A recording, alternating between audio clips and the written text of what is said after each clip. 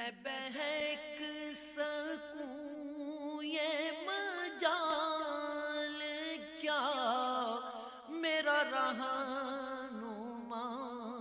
کوئی اور ہے۔ الحمدللہ رب العالمین والصلاة والسلام علی سید الانبیاء والمرسلین اما بعد فاعوذ باللہ من الشیطان الرجیم بسم اللہ الرحمن الرحیم۔ الحمدللہ الہادی پروگرام میں مختلف ٹاپکس پر درس قرآن کا سلسلہ جاری و ساری ہے، اور ہمارے ریگولر دیکھنے والے یقیناً اس بات کو جانتے ہیں کہ فی الحال جو ہمارا موضوع چل رہا تھا وہ خود قرآن عظیم کا موضوع ہے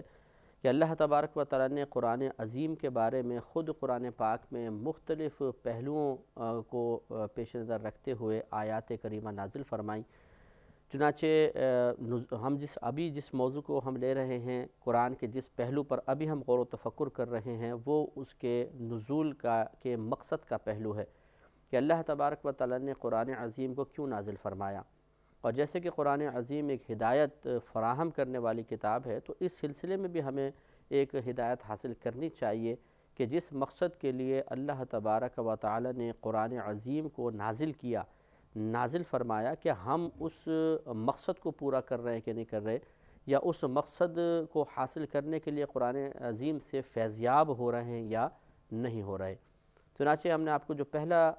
نزول قرآن کا مقصد بیان کیا، وہ یعنی خود قرآن کی روشنی میں وہ اس سے نصیحت کا حصول تھا۔ دوسرا جو مقصد جس پر ہمارے پچھلے پروگرام میں گفتگو ہو رہی تھی کہ اللہ تبارک و تعالیٰ نے قرآن عظیم کو نازل فرمایا تاکہ اس کے ذریعے لوگوں کے درمیان پیدا ہونے والے جھگڑے، اختلافات ختم کیے جائیں، یعنی اس میں ایسی تعلیمات فراہم کی گئی ہیں، اس میں ایسے احکام بیان کیے گئے ہیں کہ اگر ہم ان احکام کو، ان تعلیمات کو اپنے درمیان نافذ کر لیں تو ہزارہا جھگڑے ختم ہو سکتے ہیں، ہزارہا جھگڑوں کے نتائج بہتر انداز سے نکل سکتے ہیں، کیونکہ جس طرح جھگڑا باہمی مصالحت اور مفاہمت سے ختم ہو جاتا ہے، اسی طریقے سے جھگڑا مظلوم کو انصاف فراہم کر کے بھی ختم ہوتا ہے۔ اگر ایک ظالم کو ظلم کی سزا نہ ملے اور مظلوم کو انصاف نہ ملے تو جھگڑا کبھی ختم نہیں ہوگا، اگرچہ مظلوم دب کر بیچارہ وہاں سے چلا جائے، لیکن کیا یہ جھگڑے کا حل ہے؟ کیا اس تنازع کا کوئی حل ہوا؟ یقین سی بات ہے کہ نہیں۔ ہاں، جب مظلوم کو اس کے اوپر کیے گئے ظلم کا بدلہ مل جاتا ہے، وہ مطمئن ہوتا ہے، اس کا قلب ٹھنڈا ہوتا ہے، اور اللہ تبارک و تعالیٰ نے جو مظلوم کو ظلم کا بدلہ حاصل کرنے کا حق دیا ہے، وہ حق اس کو مل جاتا ہے، تو پھر وہ معاملات کو ختم کر دیتا ہے، جھگڑے باہم ختم ہو جاتے ہیں۔ اور اسی طریقے سے جب اسلامی سزائیں نافذ کی جاتی ہیں تو ہزارہا لوگ گناہوں سے، خطاؤں سے، جرائم سے بچ جاتے ہیں، اور اس طرح معاشرے میں کرپشن کم سے کم ہو جاتی ہے۔ پچھلے دنوں سنا تھا، اب اللہ عالم کہ یہ وہاں پر قانون اب بھی جاری و ساری ہے کہ نہیں، کہ چائنا میں یہ قانون بنا دیا گیا تھا کہ جو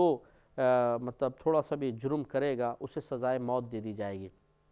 جب اس پہ عمل درآمد شروع ہوا تو اس خوف کی وجہ سے کرپشن کا ریشو بالکل کم ہو گیا۔ اگر ہمارے ہاں یہ نہیں ہے کہ ہر چیز کی سزا قتل ہے یا پھانسی چڑھا دینا ہے، شریعت نے، قرآن نے ہر چیز کے کچھ احکام بیان فرمائے ہیں۔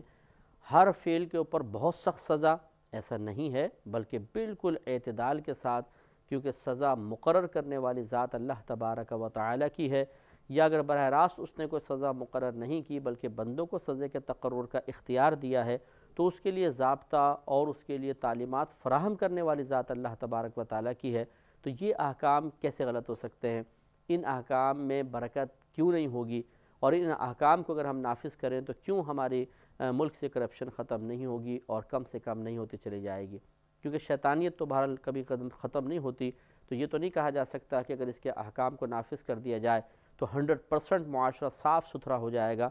پھر وہ شرارت جو واقعی اپنے اندر فطرتاً جو شرارت لے کر پیدا ہوئے ہیں، وہ سزاؤں کا خوف کیے بغیر بھی کام کرتے رہیں گے اور مرتے رہیں گے، سزا پاتے رہیں گے۔ لیکن جو ایک معتدل طبیعت رکھنے والا شخص ہے، ایک نارمل طبیعت رکھنے والا شخص ہے، وہ یقیناً خوف محسوس کرے گا اور بہت ساری خطاؤں سے بچ جائے گا۔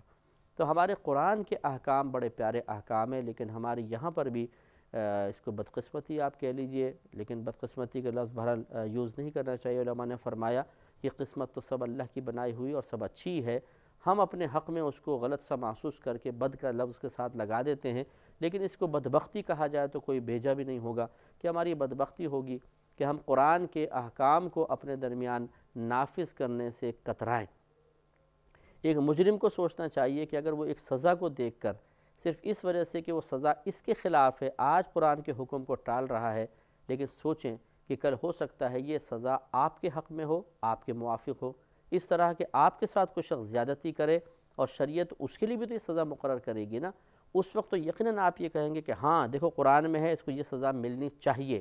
تو پھر اس وقت یقینی سی بات ہے کہ اس کو سزا ملے گی اور آپ کا دل ٹھنڈا ہوگا۔ جیسے مثال کے طور پہ اگر کسی کا بچہ چوری کر لیتا ہے، عاقل ہے، بالغ ہے، چوری کرتا ہے اور 10 دراہم سے یا اس سے زیادہ کی چوری 10 دراہم یا اس سے زیادہ کی چوری کر لیتا ہے، جو آج کل کے تقریباً 2-2.5 ہزار روپے آپ لگا لیجیے اس نے چوری کر لی، تو ہماری شریعت یہ کہتی ہے کہ اس کے ہاتھ کاٹے جائیں گے، یعنی اس کا ہاتھ کاٹا جائے گا۔ قرآن عظیم میں اللہ تبارک و تعالیٰ نے بیان فرمایا، اب جس کے بچے نے ایسا کیا ہے وہ شاید یہ کہے کہ یار اتنا بڑا مطلب سزا، ہاتھ کاٹنا سزا، یہ نہیں ہونا چاہیے۔ یا دوسروں کے لیے اگر ہے، عام لوگوں کے لیے تو بعض ایسے ہوتے ہیں جو ان کے ہمدرد بن کر اور انسانیت کے نام پہ قرآن کا مذاق اڑانے کی کوشش کرتے ہیں، جی انسانیت کے خلاف سزا ہے۔ میرا رہنما کوئی اور ہے۔ لیکن خود سوچئے جب آپ کے گھر میں کوئی چوری کرے اور وہ آپ کی بیٹی کا جہیز چرا کر لے جائے، آپ کا مطلب اور مال چرا کر لے جائے، بعد میں پکڑا جائے، تو آپ اسے کیا سزا دلوانا چاہیں گے؟ تو یقینی سی بات ہے شریعت نے اس شخص کے لیے بھی یہ سزا رکھی ہے کہ اس کا ہاتھ کاٹا جائے، اور اس وقت شاید ایک گھر میں جو ایک ٹینشن تھی، ایک ذہنی اور قلبی اذیت کے دور سے انسان گزرا تھا، وہ یہ ضرور کہے گا کہ اس کو سزا ملنی چاہیے اس لیے کہ اس نے ہمیں اذیت دی، کم از کم اس کا ہاتھ کاٹو۔ تو اس طرح بعض اوقات ہم ایک چیز کو ایک دوسری جہت سے دیکھ رہے ہوتے ہیں، ہمیں ناپسند آتی ہے، ذرا دوسرے پہلو سے بھی دیکھنے کی کوشش کیجئے، انشاءاللہ ہمارا قلب یہ کہے گا کہ بالکل اللہ تبارک و تعالیٰ کے احکام بڑے پیارے احکام ہیں اور ان کو نافذ کرنے کی بہت ہی برکت ہمارے سامنے ظاہر ہو سکتی ہے اور پورا معاشرہ ان برکات سے فیض یاب ہو سکتا ہے۔ اللہ تبارک و تعالیٰ نے سورہ نحل آیت نمبر 64 میں نزول قرآن کے اس مقصد کو کہ لوگوں کے درمیان اس کے ذریعے فیصلہ کیا جائے مزید ایک اور طریقے سے بیان فرمایا، اور پھر میں وہی جو میں نے پچھلے پروگرام کے آخر میں عرض کیا تھا کہ سورہ احزاب کی آیت نمبر 36 پہ ہم گفتگو کریں گے، وہ بھی انشاءاللہ میں عرض کرتا ہوں۔ اللہ تعالیٰ سورہ نحل میں ارشاد فرماتا ہے کہ وَمَا أَنزَلْنَا عَلَيْكَ الْكِتَابَ، اے حبیب کریم صلی اللہ علیہ وسلم، ہم نے قرآن کو آپ پر صرف اس لیے نازل فرمایا إِلَّا لِتُبَيِّنَ لَهُمُ الَّذِي اخْتَلَفُوا فِيهِ، تاکہ آپ اس کے ذریعے ان لوگوں کے درمیان فیصلہ فرمائیں، ان لوگوں کے درمیان تصفیہ فرما دیں کہ جو دینی معاملے میں اختلاف رکھتے ہیں۔ وَهُدًى، اور ہم نے اس قرآن کو باعث ہدایت بنایا، رحمۃ لقوم یؤمنون، اور اس قوم کے لیے جو ایمان رکھتی ہے رحمت بنا کر نازل فرمایا۔ تو اس میں دیکھیں اللہ تبارک و تعالیٰ نے چند چیزیں بیان فرمائی۔ پہلی بات تو یہ کہ حبیب کریم صلی اللہ علیہ وسلم، ہم نے آپ پر قرآن کو فقط اس لیے نازل فرمایا کہ جو لوگ دین کے معاملے میں اختلاف رکھتے ہیں آپ اس اختلاف کو اس کے ذریعے ختم فرمائیں۔ تو دین کے اختلاف ہم مسلمانوں میں بھی ہو سکتا ہے، اور دینی اختلاف اہل کتاب اور مسلمانوں کے درمیان بھی تھا کہ وہ یہ کہتے تھے کہ ہمارے پاس جو نشانیاں ہیں اس کے اعتبار سے یہ معاذ اللہ وہ نبی نہیں ہیں۔ اللہ تبارک و تعالیٰ نے قرآن عظیم نازل فرمایا، اس میں توریت کی باتیں بھی بیان فرمائیں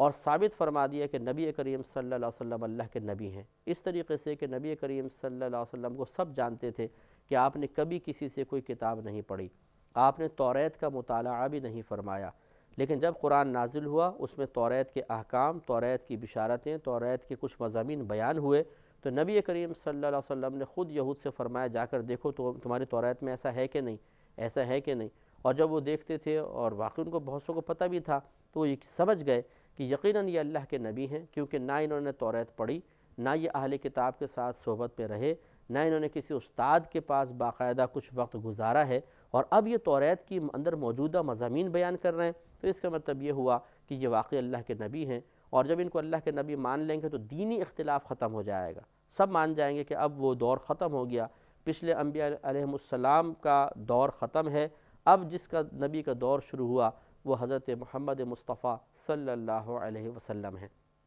دور ختم ہونے کا مطلب یہ نہیں ہے کہ پچھلے نبیوں کی نبوت معاذ اللہ زائل ہو گئی۔ نبوت کا زوال کبھی بھی نہیں ہوتا، جس کو اللہ نے نبی بنایا وہ قیامت تک نبی ہے، بلکہ علماء نے لکھا کہ جو کسی نبی سے نبوت کے زوال کو جائز مانے وہ کافر ہو جائے گا۔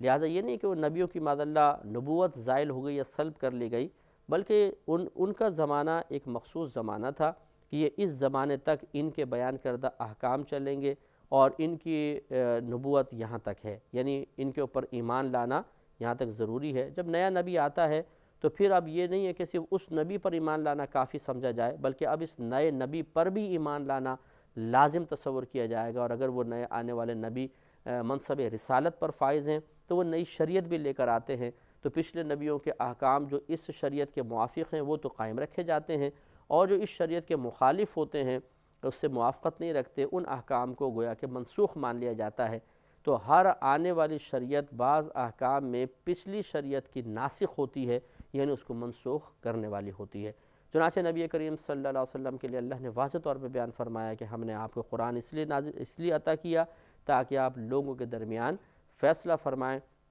لوگوں کو بتائیں کہ اللہ تبارک و تعالیٰ نے اس قرآن عظیم میں کیا کیا چیز بیان فرمائی، تاکہ اس کی روشنی میں لوگ اپنے مسائل کو حل کریں، دینی اختلافات ختم کریں۔ اور اللہ تبارک و تعالیٰ نے مزید پھر آگے فرمایا کہ اس کو ہدایت اور مومن قوم کے لیے رحمت بنا کر بھیجا ہے۔ اس پہ انشاءاللہ ہم آگے کلام کریں گے کہ نزول قرآن کا ایک مقصد ہدایت بھی تھا، نزول قرآن کا ایک مقصد اللہ تبارک و تعالیٰ کی طرف سے اپنے بندوں پر رحمت کا نزول بھی تھا، وہ کس جہت سے تھا، کس مقصد کے لیے تھا، انشاءاللہ اس پہ آگے کلام کیا جائے گا۔ لیکن ابھی جو ہمارا موضوع چل رہا ہے کہ قرآن کی تعلیمات کو، قرآن کے احکام کو اپنے درمیان نافذ کر کے انسان جھگڑوں کو دور کرے، اس لیے اللہ نے قرآن کو مزید اس کے ایک عظیم مقصد کے لیے نازل فرمایا، اور مزید اس مقصد کو بیان کیا۔ اس پر غور و تفکر کریں کہ کیا ہم ایسا کر رہے ہیں کہ نہیں کر رہے ہیں۔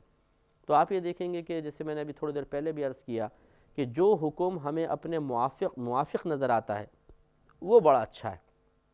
اور جو مخالف نظر آتا ہے معاذ اللہ ثم معاذ اللہ ہمارا نفس اس کو ناپسند کرتا ہے۔ اگر کسی کے گھر میں کوئی طلاق کے مسئلے ہو گئے، مختلف علماء کے پاس جاتے ہیں، مفتیان کرام کے پاس جاتے ہیں، جس کا فتویٰ ایسا لگا کہ ہمارے خلاف ہے وہ اچھا نہیں لگتا، اور جس کا فتویٰ ایسا ہوتا ہے کہ وہ ہمیں اپنے حق میں محسوس ہوتا ہے، ہم کہتے ہیں یہ ہے بھائی صاحب علم، ماشاءاللہ آپ دے دیں فتویٰ۔ تو یوں حقیقتاً ہم قرآن یا حدیث کے احکام نہیں جان رہے، بلکہ اپنے نفس کی غلامی کر رہے ہوتے ہیں۔